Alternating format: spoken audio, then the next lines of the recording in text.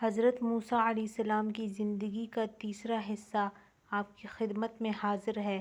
پچھلے حصے میں ہم نے دیکھا کہ کس طرح حضرت موسیٰ علیہ السلام مدین گئے، وہاں شادی کی اور اللہ تعالیٰ نے آپ کو نبوت عطا فرمائی۔ آج ہم اس عظیم واقعے کو دیکھیں گے جب حضرت موسیٰ علیہ السلام اللہ کے حکم سے واپس مصر لوٹے تاکہ فرعون کو توحید کی دعوت دے اور بنی اسرائیل کو ظلم و غلامی سے نجات دلائے۔ حضرت موسیٰ علیہ السلام اپنے اہل و عیال کو لے کر مصر کی طرف روانہ ہوئے۔ راستے میں کوہ طور پر آگ دیکھی جہاں آپ کو اللہ تعالیٰ سے براہ راست کلام نصیب ہوا، کلیم اللہ کا شرف ملا۔ اللہ تعالیٰ نے انہیں فرمایا، جاؤ فرعون کے پاس، بے شک وہ سرکش ہو چکا ہے۔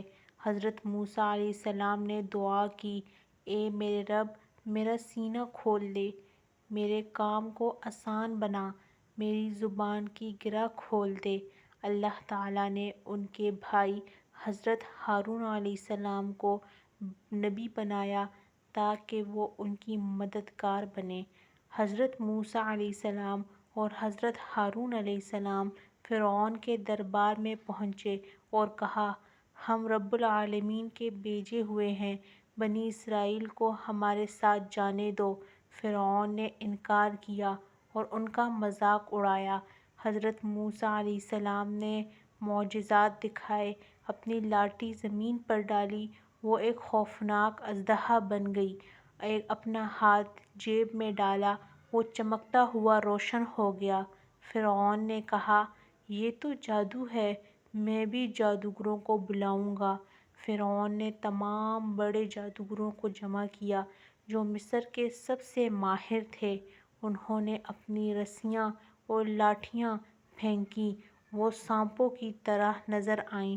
حضرت موسیٰ علیہ السلام نے اللہ کے حکم سے اپنی لاٹھی پھینکی، وہ ان سب کو نگل گئی۔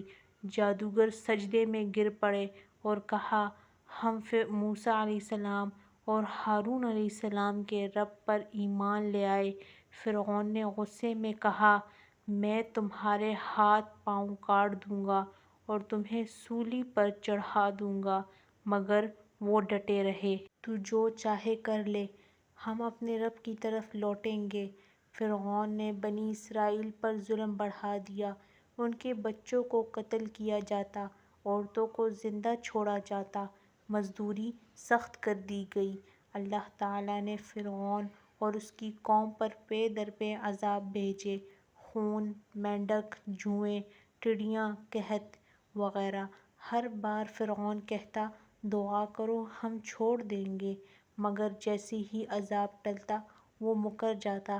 آخرکار اللہ نے حضرت موسیٰ علیہ السلام کو حکم دیا، رات کو بنی اسرائیل کو لے کر نکل جاؤ۔ فرعون نے لشکر کے ساتھ پیچھا کیا۔ حضرت موسیٰ علیہ السلام اور قوم سمندر کے کنارے پہنچے، پیچھے فرعون کا لشکر تھا۔ قوم نے کہا، ہم تو پکڑے گئے۔ حضرت موسیٰ علیہ السلام نے کہا، ہرگز نہیں، میرے رب میرے ساتھ ہے، وہ مجھے راستہ دکھائے گا۔ اللہ تعالیٰ نے فرمایا، اپنی لاٹھی سمندر پر مارو، پانی پھٹ گیا، 12 راستے بنے، قوم گزر گئی۔ جب فرعون اور اس کا لشکر داخل ہوا، پانی واپس آ گیا، سب غرق ہو گئے۔